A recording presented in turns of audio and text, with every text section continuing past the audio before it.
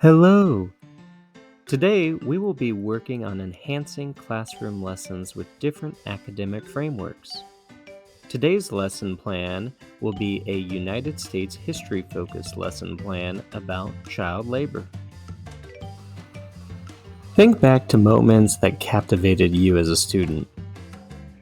Now, as a teacher, consider what those lessons included to make them feel so powerful. As W.B. Yeats said, education is not the filling of a pot, but the lighting of a fire. As educators, it is important to consider how we develop our lessons to make them as impactful and engaging as possible.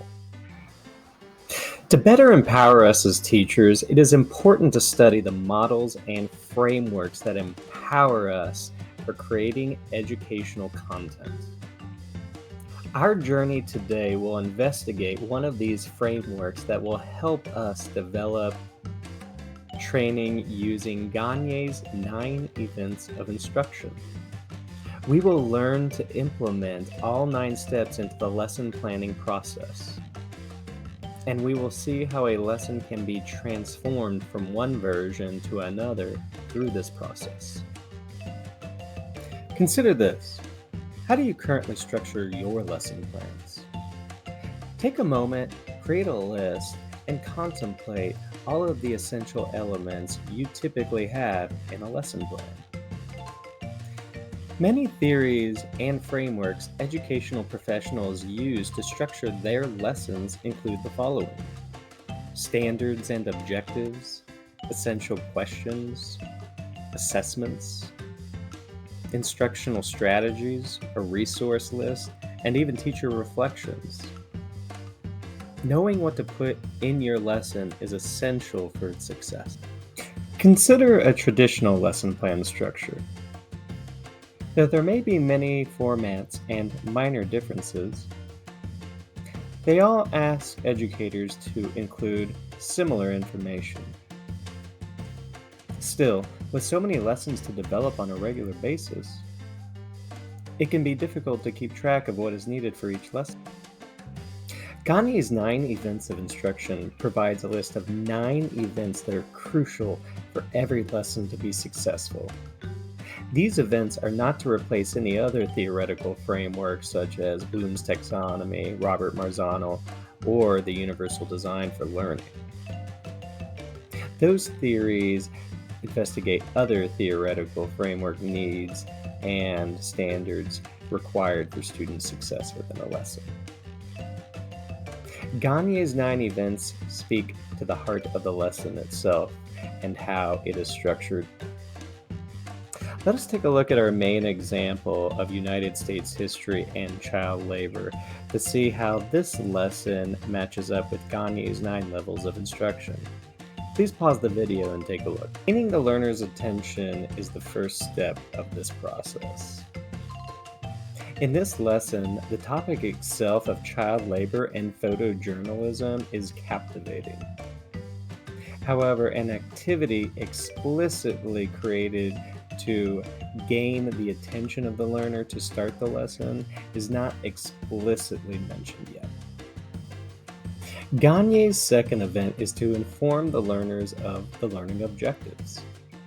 This involves telling the students what they will be learning, and this lesson already fulfills that goal. Our next step is to stimulate the recall of previous knowledge. Before introducing any new material, it is always essential to tell students how it is connected to the previous information they have been learning. In this particular lesson plan, this is accomplished as students are linking their current learning about child labor to the larger topic. Offering resources to aid understanding provide learning guidance. This is something all lessons need to some degree or another. In this lesson, primary resources are added, such as photos and other documents, to provide a deeper understanding of the topic. Getting students to demonstrate their understanding is essential to every lesson. Having students elicit a performance shows the teacher that the student is engaged and understanding the information. Students analyzing photographs, participating in discussions, and engaging in group projects demonstrate their grasp of the content.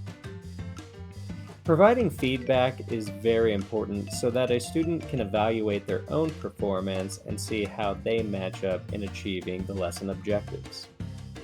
In this particular lesson, while it can be assumed that the teacher does provide feedback, there is no particular strategy mentioned on providing feedback, and therefore, this specific event has not been met on this lesson. Assessing student performance is the best way of testing to see if a student understands their objectives. This particular lesson fulfills this event by providing a list of assessments that students will complete to determine if they understand the objectives of this lesson. Retention and transfer is one of the final touches you can provide for your students at the end of a lesson. For this particular lesson, students were asked to investigate modern-day child labor, or even participate in an actual City Hall council on the issues. This allows for students to apply their newfound knowledge into new and different contexts. Overall, this lesson did meet Gagne's 9 events of instruction. Though a couple of events were missing or incomplete, the general tone of this lesson does pass the initial test. However, the teacher can begin to fix some of those issues. Now let's take a look at another lesson that's going to require some major repairs using Gagne's 9 events of instruction. This next lesson plan comes from a middle school algebra class. Pause the video and take a moment to read through it. Let's take a look at the same lesson, but now with Gagne's 9 events of instruction included. Take a moment and read through the lesson plan. The lesson starts with a real-life puzzle or scenario to gain the learner's attention. Objectives are stated for the students to see. Content is presented on the whiteboard or projector in an ordered fashion. Alternative methods are created for students with special needs. Students are asked to elicit their performance on a worksheet and in front of the class. Feedback is provided in a class discussion and eventually through the worksheets. Students are assessed on their performance on their worksheets as they practice one-step equations. Students will also retain and transfer their knowledge through homework and other skills later. Take a moment and reflect upon one of your own lessons that may not meet one of Gagne's 9 events of instruction. Take a moment and write down how this particular lesson plan fits into each of Gagne's 9 events of instruction. And if it does not fit in all of Gagne's 9 events of instruction, take a moment and figure out what pieces you're missing and how to fill them in. If you are in a group activity, pause the video. So how did you do? Don't worry if you need to make some edits to your lessons moving forwards. This is the first step.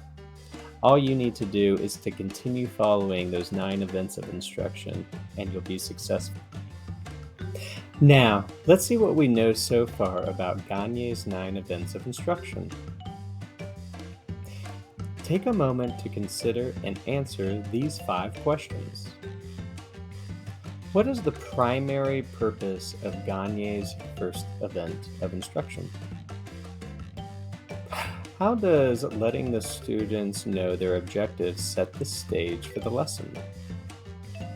Why is it important to stimulate prior recall of other lessons? How can we ensure students are applying what they know with retention and transfer? How does providing feedback foster the growth mindset in lessons? If you're with a group, please pause the video and take time to answer and reflect upon your questions. Along with continual research and studying, be practical. The best way to extend your understanding of Gagne's 9 events of instruction is to simply practice. Start embedding all events of this model into your lesson planning routine, and just keep practicing. Great instruction is the foundation of lasting knowledge. Remember to be the change and to create the change that you want to see in the world as you empower your students with the latest tools. Thank you for your time and keep educating.